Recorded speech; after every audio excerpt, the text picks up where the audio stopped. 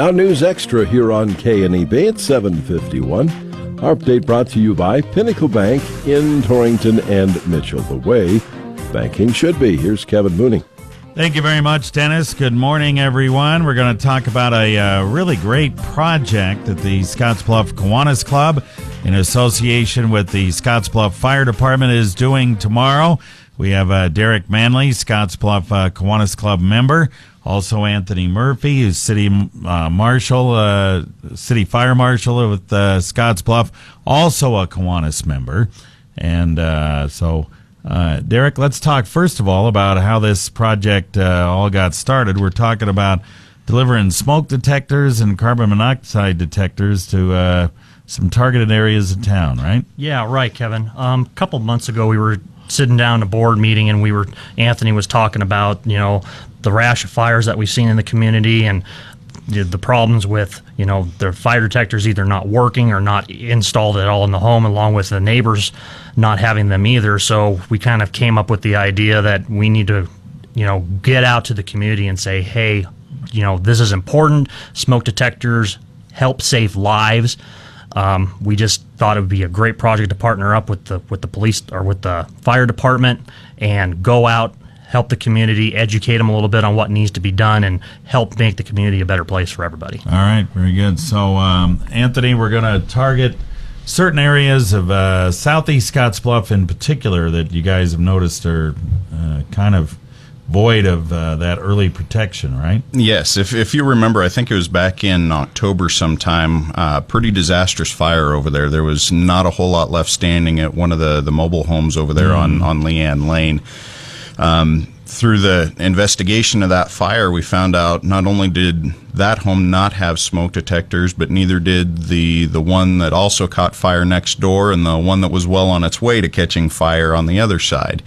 So it kind of drew our attention to the fact that we may have an entire demographic that we maybe have not reached very effectively in the past before as a fire department. Thankfully, is disastrous and how much you never want to have a fire. Thankfully, those happened during the day when people were awake and alert and oriented to where they were at. Had some of these fires been at night when folks were sleeping, it may have been an entirely different story without having the detector there to wake them up. Kind of found the same thing. The couple of more recent fires over in Terrytown, neither of them had smoke detectors. And just finding a very disturbing trend that as a fire department, we care about our community and we don't like what we're finding. Yeah, okay. So, Derek, you guys decided during the board meeting to let's maybe do something about this. So you're going to go out. We're going to go out for 3 hours next tomorrow, Kiwanians. Right. Along with members of the fire department and try to kind of at least provide a little help to those folks that probably don't have these. Yeah, items, right? We've got some material that we're going to hand out to those residents that want this service. Kind of gives them an idea of what needs to be done, keeping the maintenance up, where to install them. We're also just going to go around and help install if those individuals want us to go in to do that. We're going to be starting at 9 o'clock. We've got a brief little training that we've got to do in the morning at the fire department, and then we're going to go head out until we've got no materials left. We want to make sure that everybody that wants one is going to take one. So it's really important that if you want one, to let us know. We're going to be coming around door to door. So please, if you want one, don't hesitate to let us in.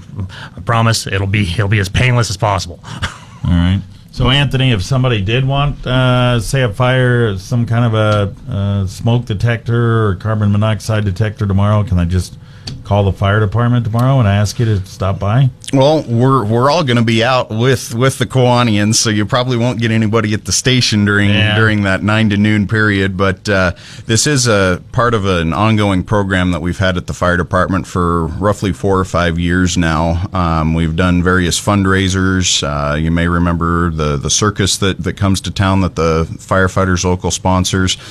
Several of the proceeds from that have gone to really building up this program and providing smoke and carbon monoxide detectors in the community.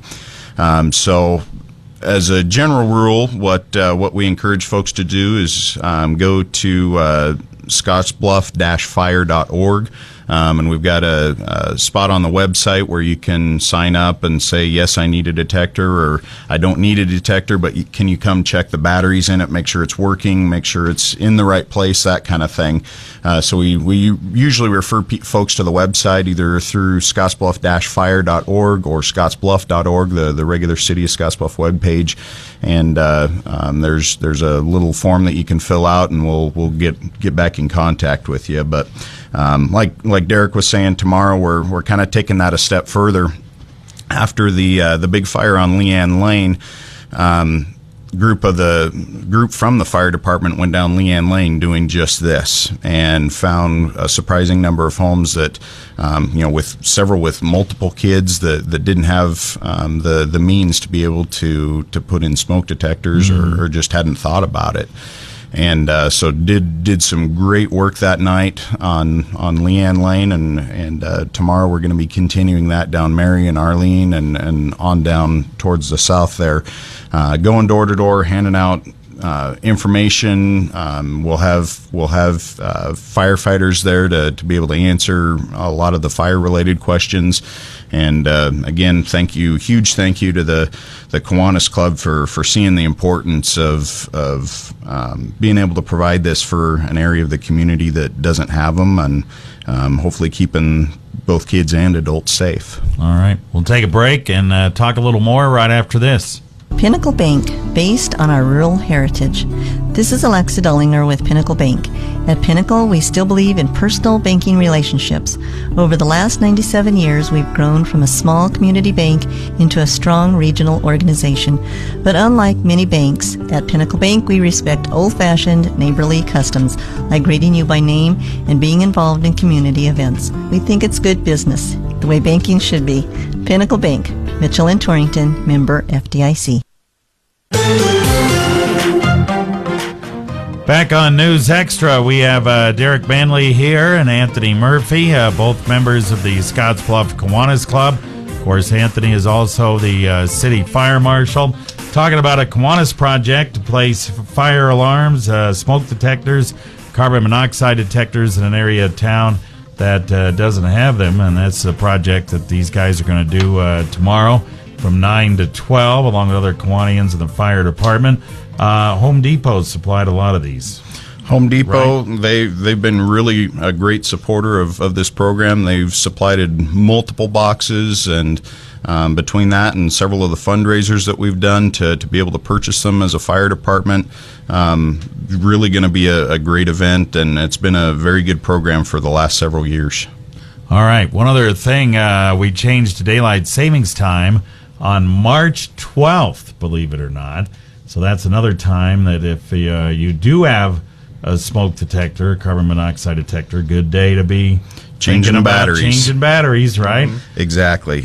And one of the things that's been great, as technology evolves, they do now have even 10-year batteries that you can put in your smoke detector. It just becomes so easy for folks to forget that. So I want to remind you not only on Sunday, March 12th to get those batteries changed, but also encourage, the smoke detector themselves are recommended to be changed at 10-year intervals too. So remind folks to do that, and a lot of the newer ones are actually a 10-year sealed unit. So you just buy the detector, install it. They want you to have at least one on every level of your home, one outside of every sleeping area, and you can even take that further.